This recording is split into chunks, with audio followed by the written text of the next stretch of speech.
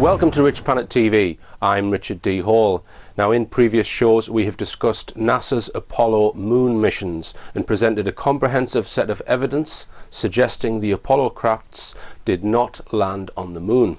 If you contend that statement, then please watch these two Rich Planet TV shows and see if you still hold that view after you've watched them.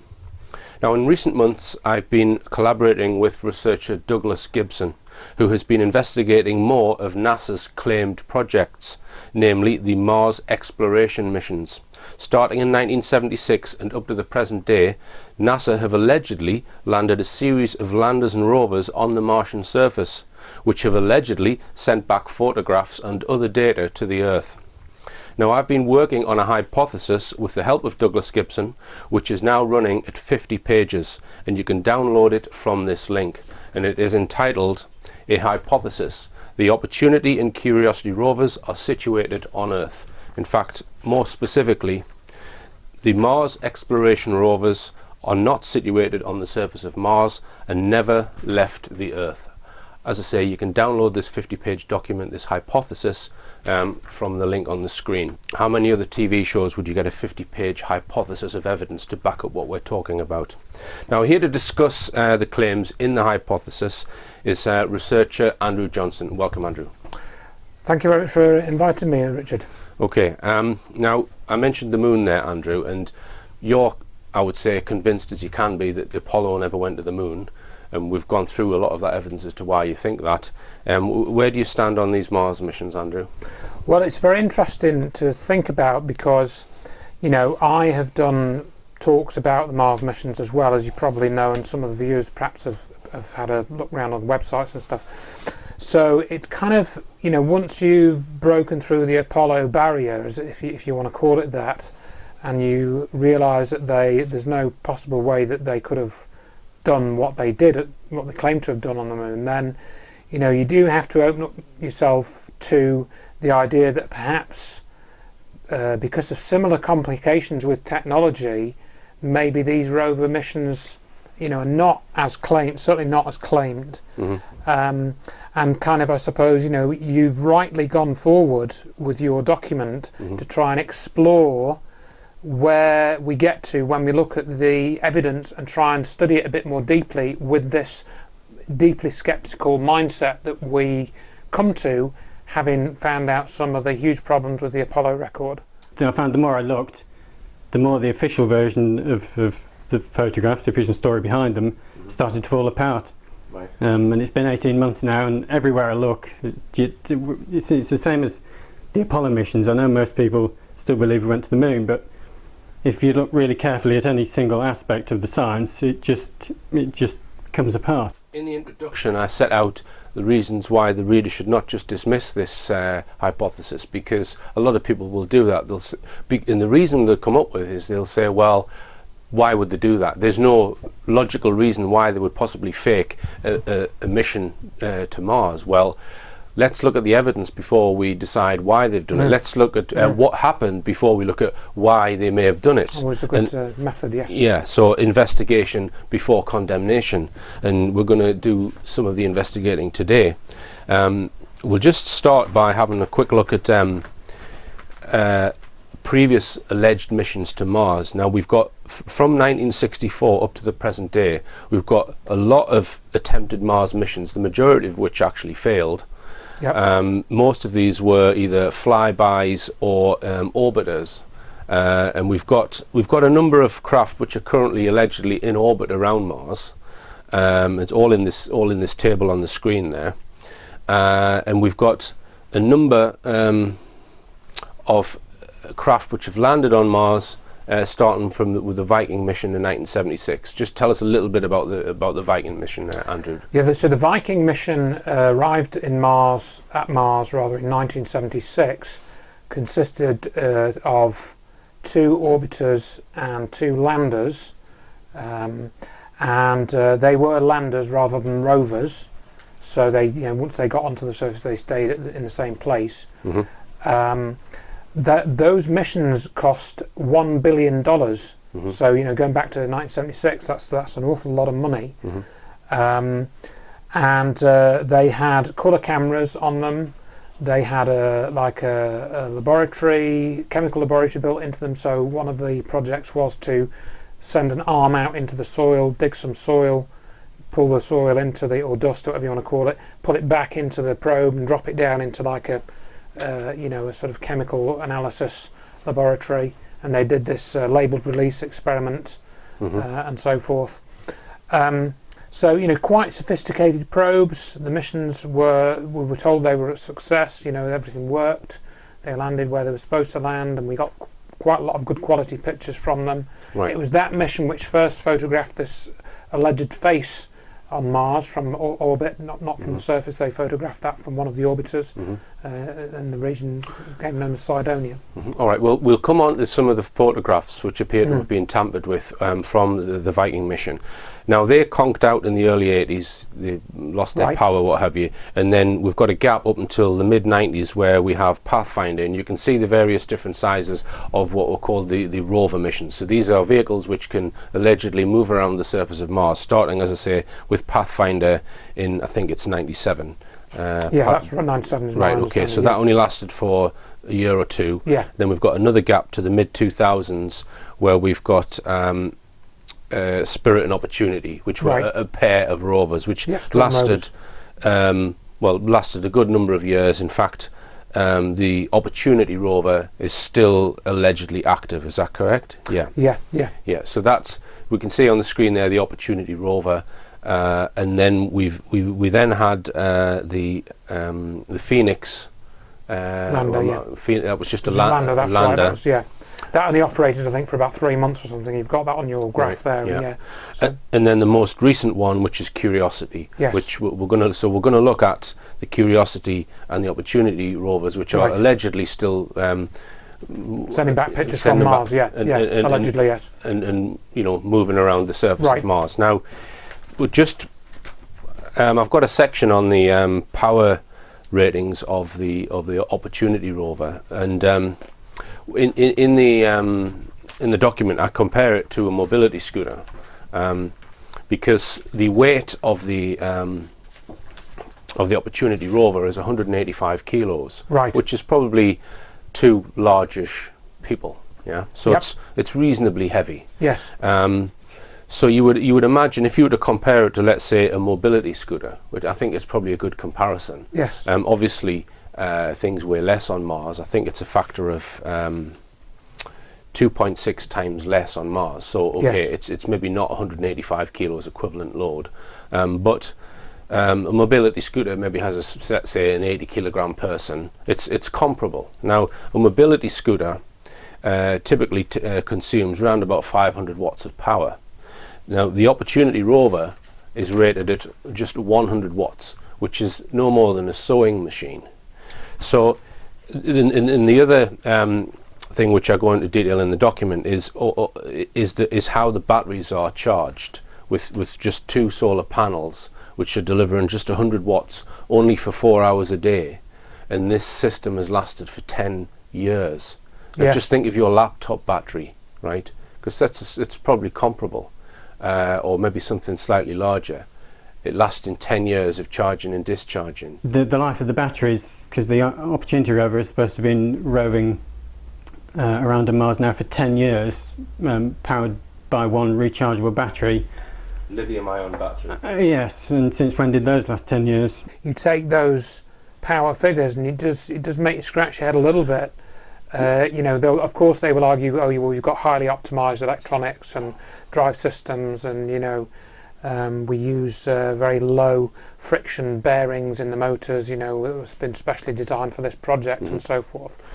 But when you do the numbers, you start to, like you say, the 100 watts for 4 hours a day, and then also the solar panels, if they're providing 100 watts of power allegedly for, as you say, 4 hours a day, it doesn't seem very much. And also the thing that came into my mind is these things are on Mars, so the sunlight is going to be 20, 30, 40% weaker there.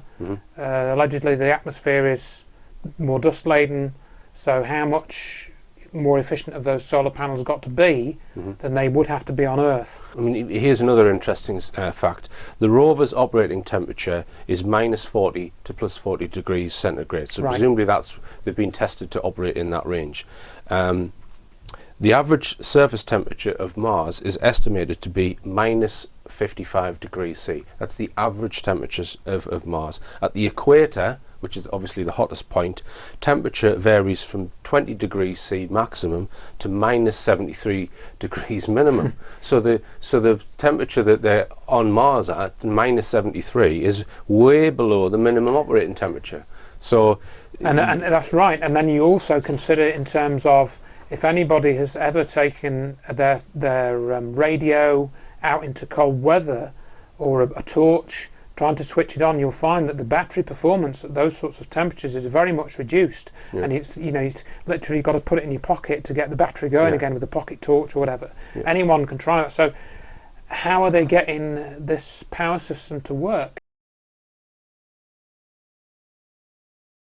So the types of batteries used is a lithium-ion battery. So it's nothing special. It's what you would find in a lot of laptops and mobile phones, and it's lasted over 10 years, being charged and discharged probably every day.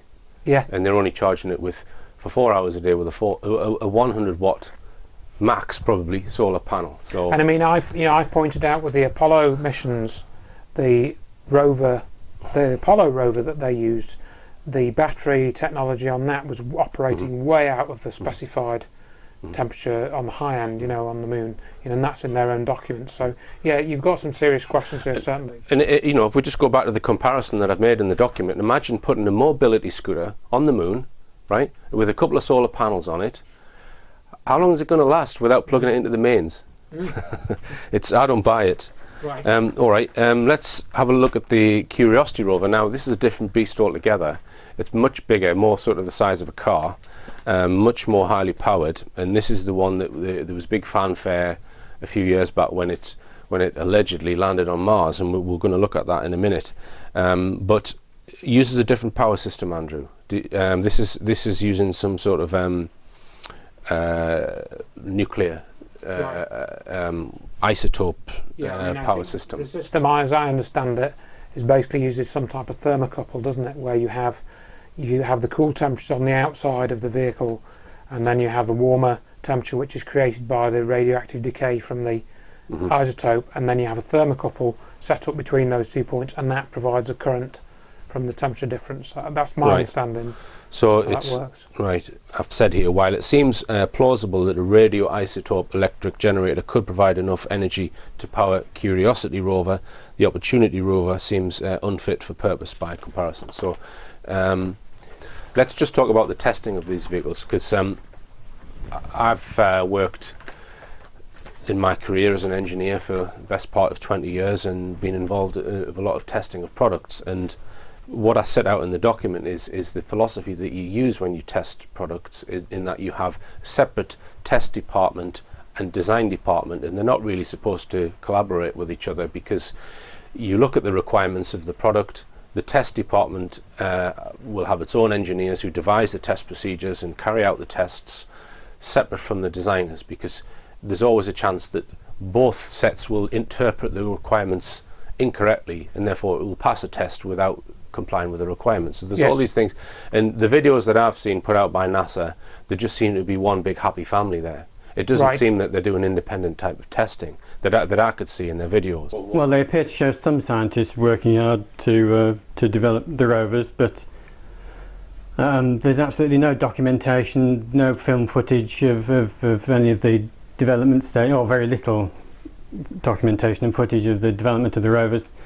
And particularly across the landing stages, I think it's the Curiosity rover had a very complicated 6-stage landing procedure. That was, we were discussing this earlier, and it does. I mean, from the videos they put out, it does look more like a PR exercise, and sort of, patting themselves on the back, rather than some type of rigorous, type of audit test where somebody is actually pinning these people down and checking that the systems meet the user requirements, and that these systems are working as designed, I would expect a device like a Rover to probably have several test specifications, each with hundreds, if not thousands, of tests to test against mandatory requirements, all signed off. But all we've got is a few videos from NASA.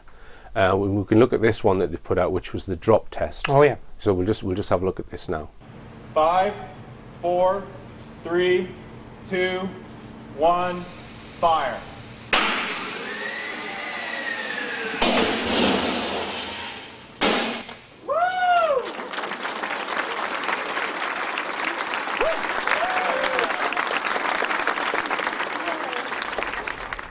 So big fanfare, but what actually happened in that test? We saw something kind of blow it to the ground. Now, I've worked on systems which lower nuclear weapons into Trident submarines, right? And when we're testing that type of equipment, they're operating within, let's say, certain acceleration parameters and velocities. So you don't know that the thing's passed the test until you've got your test data back. Because what we used to do when I was at Faslane nuclear base, we put a 125-ton bag of water on the end of a crane and we drop it and then see if the braking system worked, and the accelerations will be measured, and then you wouldn't know until afterwards it's passed the test. You certainly wouldn't stand there clapping your hands. So it just, I don't buy it, It's right. I mean, if you watch that video, which I think is the test of this so-called sky crane drop mechanism which was allegedly used in the landing of the Curiosity rover. Yeah, I mean, it's like, it's like they've set up this rig, they've dropped something down, and they're looking up, it hasn't broken. Therefore it's passed the test. So that's what it looks like to us. I mean, again, there may be things that we can't actually see, but why can't we see more of those? Somebody, going through a list of checkpoints, on a list, or like you say, measuring the acceleration of this component and the stress on that component, what have you. We don't really see that, certainly not in the video. So again, and I think one of the things we're talking about, Richard, isn't it, is having some type of independent verification of NASA's claims. Now let's come on to the outside area where they've allegedly used to test some of these rovers, known as the Mars Yard. So we'll just put some photographs up on the screen, and it's not the most impressive test site in the world, is it? I mean, what are your thoughts on it, Andrew? Well, like you say, I mean, it's one of those things, a bit like the Apollo pictures. When you look at them, they seem plausible. When you look at this, it seems like a plausible test area. But when you were pointing out, for example, that your own experience of going on test sites for some of the projects you've been involved in the past, and I've been on one or two of those sorts of projects as well, probably not to the extent that you have. But yeah, it's true. You would have some more. You'd have more security. You'd have more equipment sort of set up.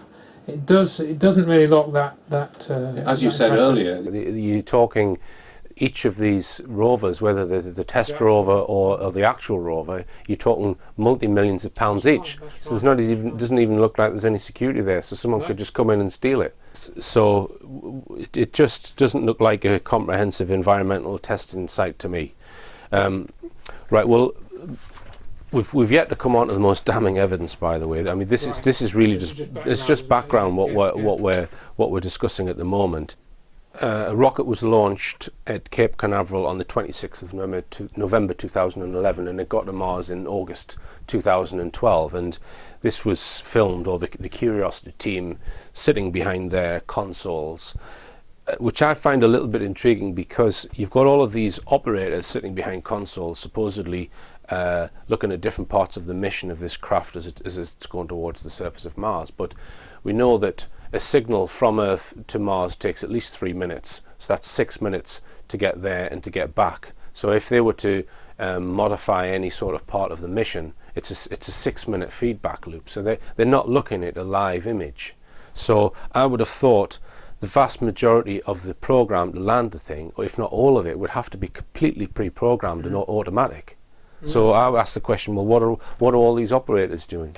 If if there's some buffeting in the atmosphere that this thing is going through, and they need to respond to it, well, it's going to be 6 minutes later when this thing's already gone thousands of miles off course and potentially crashed. So they must have done some very good modelling and had a lot of good data as to how that thing was going to come down. I mean, I think when they have the press conference, which we're recommending that people watch that landing press conference. We're going to talk a bit more about that in a minute. But they say, I think within that, they say they landed within about 50 metres or something, or 500 metres of the target area, which is, if you're going all the way to Mars, that's pretty incredible. Right. Are they just good engineers and skillful people, with the mechanics and so on? But there is a video which allegedly shows the craft kind of going down to the Martian surface, and then there's another photograph which they claim to be Curiosity rover on the end of a parachute.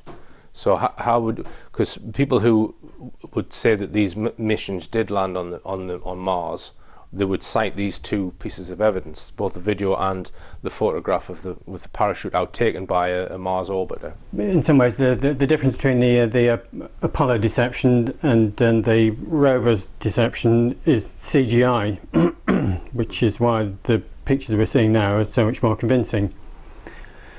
JPL themselves, the Jet Propulsion Lab, have actually developed software called Virtual Presence in Space technology, which is cutting edge CGI, beyond anything we've seen in the movies. Isn't anybody wondering why? There's a conference, and I recommend you watch the whole conference, and this was the 2012 landing briefing, so it's the conference after they've supposedly successfully landed the Curiosity rover on Mars, and one of the main speakers there was this guy Adam Steltzner. So they were being asked questions by the press, and let's just have a look at this little clip of Adam Steltzner, who's one of the lead engineers. I think he supposedly devised the Sky crane, the method by which the thing is actually landing. That's right. He was the guy who sort of pushed for the Sky crane system to be used. Yeah. Right. So let's just take a look at this.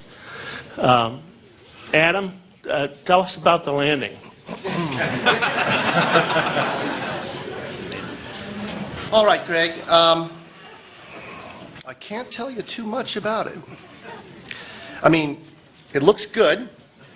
I'm being a little flip. In short, it looked extremely clean. We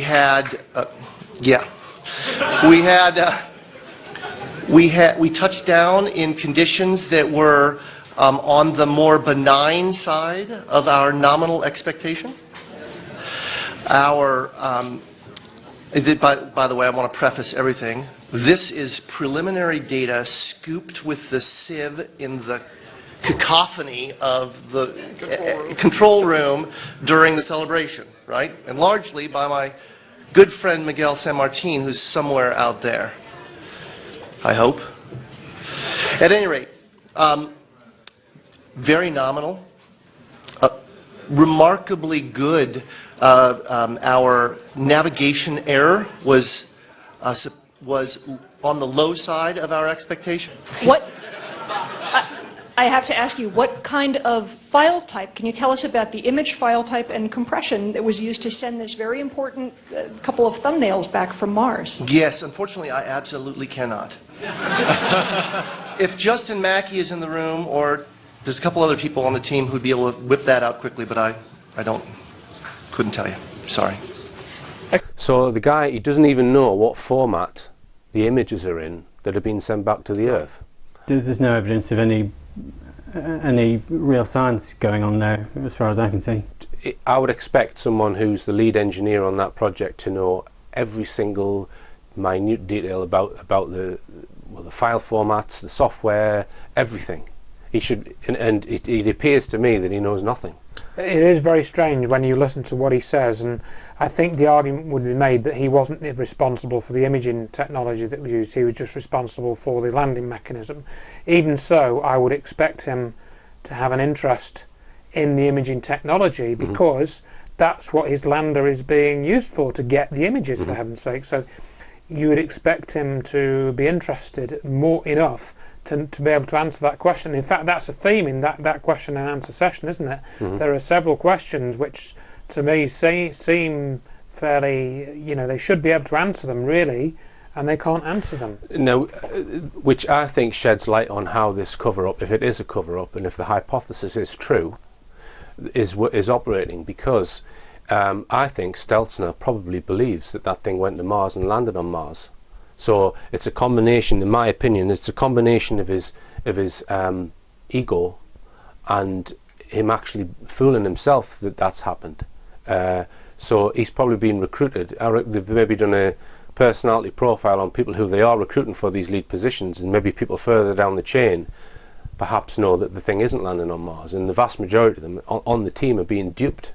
That's just my opinion, which you'll see why I think that later on in the program. Yeah, and I mean, I have to say that when we spoke about this, and I'm still kind of hedging my bets on this one. I'm not saying that the rovers aren't on Mars. Andrew's on the fence. I'm definitely on the fence, and I don't mind saying that in this case. But like you say, when you stack these things up that we're looking at, it really gives you pause for thought. And I think the problem is that you think, well, what's happened to all this engineering effort? What's happened? They've spent all this money and everything, and we've got these images which are allegedly from Mars, but what really are they? What we're really seeing, and what have they really done? And that's what's hard to believe, that somehow they could have done all of this as a fake. It's hard to believe that it could have been a whole fake. Now let's come on to the images. You mentioned the images, and let's come on to them. Just to point out, all of these images that I'm going to show you are from NASA's published websites, and I've got the reference numbers for the images, which will be put on the screen, so you can look them up yourself from NASA's website. Now, the first one we're going to look at is a Curiosity rover image, image number PIA 16204. We'll put the whole image on the screen there, and you can see I've got a little red square marked at the left hand side of the screen there, because some of the evidence in these images is quite hard to see when you look at the whole landscape. But let's just zoom in to that little area that I've highlighted there, and what do we see on the screen there between these two rocks? Well, there appears to be a small rodent in the picture. Right. Well, in my opinion, that's some kind of rodent, Andrew. Yeah, I mean, I'd seen this picture before, actually, before we had this conversation, and it is very strange that you see that image and you think, well, is that just a chance, line of sight effect that we're seeing, or it really does look, as you say, like some type of lemming, or... See, I originally found it in a video on YouTube, I think by Monty Williams. He thought it was a prairie dog, but if you look closely, it's not a prairie dog. I came to the conclusion that it was most likely a lemming. That's the closest match. And interestingly enough, one of the places where NASA test or claim to test and develop their rovers is in the Canadian Arctic, at a place called Devon Island, a 300-mile long deserted Arctic island, with a 23-kilometre meteorite crater in the middle of it, and there are indeed collared lemmings. It even looks like the right subspecies of lemming, with a tiny mark on its collar. It's very, very unusual. Lemmings have tiny little limbs, because they live in such a cold environment. They have tiny little limbs. They can kind of curl up in their own fur, and indeed in the photo you can't see any limbs. Now, one of the rovers was tested. It is known that they've done tests on a place called Devon Island. Yes. This is the largest unpopulated island in the world, very, very remote. But one of the creatures which is resident on that island and seen regularly is the Arctic lemming. Yeah, and there's we've got a picture of one on the screen there. So, are we looking at, in the Mars image, a picture of a lemming on Devon Island? Well, this is the question that we need to present ourselves with, don't we? And I mean, Devon Island is northern Canada, isn't it? So it's in that sort of area, so it is very remote. Let's have a look at this next image. Again, well, I'll give the reference 0109 MR 0684 022 000 E1 NASA image, and just to the right hand side there, if we zoom into that. Well, again, it wasn't me who initially spotted it. It was somebody on YouTube saying that it looks like a backbone, like a line of vertebrae, some kind of marine species, probably. Clearly, it's some sort of vertebrae. That's not a random rock formation, in my opinion. I would agree with that, and I've shown that image myself in one or two of the presentations that I've done. Yes. Pretty difficult to describe that as a random rock formation. Yeah, exactly. How would an image of a vertebra work itself into the Mars images? Well, again, perhaps it is somewhere like Devon Island where they've tested some of these rovers, a whale that's been beached, or one theory is that we get what are known as walrus graveyards, where hunters will come and kill a load of walruses and they'll take the tusks and all of the stuff that they want, and then they'll just leave the bodies to rot. So you'll get vertebrae lying around the ground as we see there. And we see here on the screen a picture of a whale skeleton. So we're not biologists, so we haven't really identified what type of creature the vertebrae is from, but certainly pretty conclusive to me that that's some animal that's died, that's been on Earth. Right, and I mean, you know, this brings us to the point of there are a number of these images, and we're going to come on to some more. So we have two alternatives, really. Either we're looking at images from Mars, and Mars once had creatures, you know, like whales, like walruses, going around in its oceans or seas or whatever, or we're looking at images from the Earth, which are purported to be from Mars, and either of those two gives us a problem with the official story of what's going on. If you look at the lemming, it would say it has to have life the same as Earth now. Atmosphere, How can a lemming exist in the Martian atmosphere with what is it, less than 1%? Minus 73 degrees centigrade or whatever. So there's a few other remarkably bone-like rocks that have turned up in the photographs. Well, let's turn to that one, because we've got that one next. The best match I could find was walrus bones. So Douglas Gibson has actually suggested that this bone on the surface of Mars is actually a walrus arm bone. But that walrus forearm definitely seems to be the best match. Right, so you think... But if anyone knows more about sea mammalian bones, happy to be corrected. Yeah, we can see the image there of a walrus skeleton. It does look very similar to some sort of arm bone of a sea creature such as a walrus. It does, and I mean that particular image I'd not seen before I saw it in your document, the one of this. It does look like a bone, you know, a hip bone or a thigh bone or something, or the walrus equivalent of whatever they would call it on a walrus. Yeah, very unusual. If they are faking it, they would have to do it in extremely remote parts of the world, and interestingly, in some of the remotest Arctic regions, what they call the Arctic desert regions of the world, you can find what they call walrus graveyards, because walruses, the early hunters a couple of hundred years ago, they didn't even have to go out to sea. They could just find a huddle of walruses, because they crawl up on the land and shoot the whole lot of them and just take the tusks. So we've got lemmings running around, we've got dead walruses and dead whales, and we've got lumps of wood. And are we really suggesting that all that life is existing on a Martian atmosphere with less than 1% of the Earth's atmosphere and carbon dioxide? It's not an atmosphere that can support life like on Earth. So where are these images really being taken? It makes you wonder.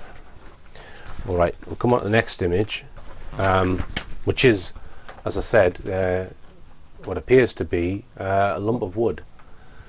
That's it. You were aware of this image, Andrew? Yes. Before you've seen the document, yeah. Yeah, I mean this particular image, I'd used this in several presentations I'd done in 2000, probably 2005, 2004, that sort of time period. Not long after it had come out, I saw it posted on the internet forum, and it looks like a lump of 3x2. You know, And this has come from the Opportunity rover. Yeah, and it's in a panorama image that you can find. But again, it's a black and white image. Why aren't they giving us colour? You know, as we were saying earlier on. That's A plank of wood. Yeah. Let's see. One of the other places, if they are using very remote places on Earth to fake it, one of the other likely locations would be Svalbard or Spitsbergen. This is another test site. Where they've also tested lots of Mars rovers, done lots of development work, and on Spitsbergen there are indeed quite a lot of old railway sleepers that have been washed up because there's been a lot of mining on Svalbard over the centuries. All right, so that could be from some sort of railway sleeper, because if you were to hazard, it doesn't look like a fallen tree. It looks like it's been. It looks like a cut sleeper. Andrew said a piece of 3x2. Yeah. What is the deal with these? Why are we getting so many black and white images? You've got phones in your pocket that take high resolution digital colour images. Why are we not getting these images from Mars? Yeah. Okay. And another black and white image we have here, which is from the Spirit rover image. Got the reference there, which appears to show lichen. Yeah. It just looks like lichen. What else can it be? Now again, if that was in colour, it'd probably be absolutely conclusive that was lichen. And we've got an image there which is comparing it to lichen on Earth. And lichen is this sort of parasite which grows on other things. Sort of like a type of fungus, algae type of thing. I mean, the botanists, I'm sure, will pick me up and they'll tell me it's not a fungus and it's not an algae, but it's that type of growth. It's not. It doesn't really have flowering leaves or anything like that. It grows on rocks primarily. You don't really notice it growing in soils and that. There are some kinds of lichen that actually grow in the little gaps in the rock, which you can see. And then there's a nice round one growing on the surface. I don't know exactly what the different subspecies of lichen are. And now we come on to images of fossils. One of the ones that Charles Schultz mentioned, which he says is a crinoid. But far more compelling really is a man called Richard Hoover, who's studied fossils all his life and worked for NASA for 40 years, and he says it is absolutely definitely a crinoid. Right. So the guy who's working for NASA, is he therefore saying that there's crinoid fossils on Mars, or what's he saying? Or is he saying they're fooling us with images from Earth? Does he make a judgment on that? No, he doesn't. Right, he just says it. Okay. Perhaps he's worried about his pension. People who are experts on fossils have looked at this image and can conclude that it's a crinoid fossil. And we've just got it next to a crinoid fossil there, and you can see the similarities with these sort of ridges. Isn't the logical conclusion that the photographs are coming from the Earth rather than Mars? Because these are Earth species of fossils. I think the best one was a crinoid. Yeah, I mean, this is something, again, I became aware of on Charles Schultz's site, or one similar to this. Might not have been this exact image, but he had some similar images, and I've shown them in some of the talks that I've done with trilobites. And there's one that looks like a fossilized octopus that he had as well. So there's a number of these images that, and he points out, as we were saying earlier, that he'd gone through hundreds or even thousands of these images, and they're just like tiny little portions of the image, that he's picked them out from. They're not like really big, so he's had to spend a lot of time looking for them. So Charles Schultz has written a book called The Fossil Hunter's Guide to Mars, and he contends that the Martian service is got a lot of fossils on it. Therefore, there's at one point on the Earth there was microbial or life, complex not life microbial as well, life, yeah. but life. Yes. And what we're saying in this hypothesis is, well, hang on, if someone showed you one of Charles Schultz's images, which appears to show a trilobite or a crinoid fossil, what would you think it most likely an image from? Maybe it is taken from Earth. It's certainly possible. Okay, now let's look at this next image, which shows a moving rock. So we've got, this is from the Spirit rover, we've got one image which shows a collection of rocks, and then another image taken at a different time from a slightly different angle of the same group of rocks, and we see that there's a rock which has completely disappeared. Right. Which we do get sandstorms on Mars, but well, this is it. I mean, we've already been talking, and we're going to talk probably more about the atmosphere on Mars. And I've already said it's very thin. It's much thinner than on the Earth. So therefore, any winds that are running on Mars, that are blowing on Mars, they're going to be much less kind of force on objects on the ground, because so the air less is than thinner. 1% the thickness of the Earth atmosphere. Right. So it's not going to be able to blow rock over. Not really. So you have a problem with that idea of this just being blown over or whatever it is. This one's not quite so compelling. The pictures do seem very strange, but you can argue that the apparent movement of the rock is a parallax effect.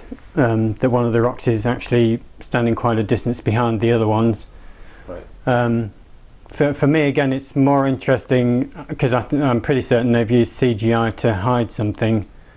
The rocks themselves look quite bizarre. All right, now there is another image that I've included in the document, which is an image of the Curiosity rover, and it's a self-portrait. So the question to be asked is, how did the thing take a photograph of itself without seeing the arm of the camera? Now, NASA have come up with an explanation for this one, and that is that there was 55 images stitched together, which made that image, and that would also possibly explain why the rocks in the background appear different on two different shots. No, it's just too perfect. No one's quite managed to perfect the process of producing mosaics. NASA claim that they've produced some software to produce a perfect mosaic, and also none of the 55 images, which could only have been taken by the Marley lens, MAHLI, the Marley lens on the end of the robotic arm.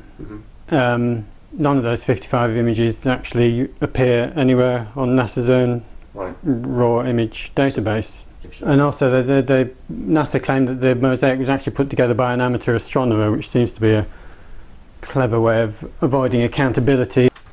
And now we come on to another major area of evidence, Andrew, which is the colours on Mars. Absolutely. The first craft or lander was the Viking mission, and I think it was the first photograph that it sent back was image PIA 00563, which showed a blue sky and a very slightly reddish or brown foreground.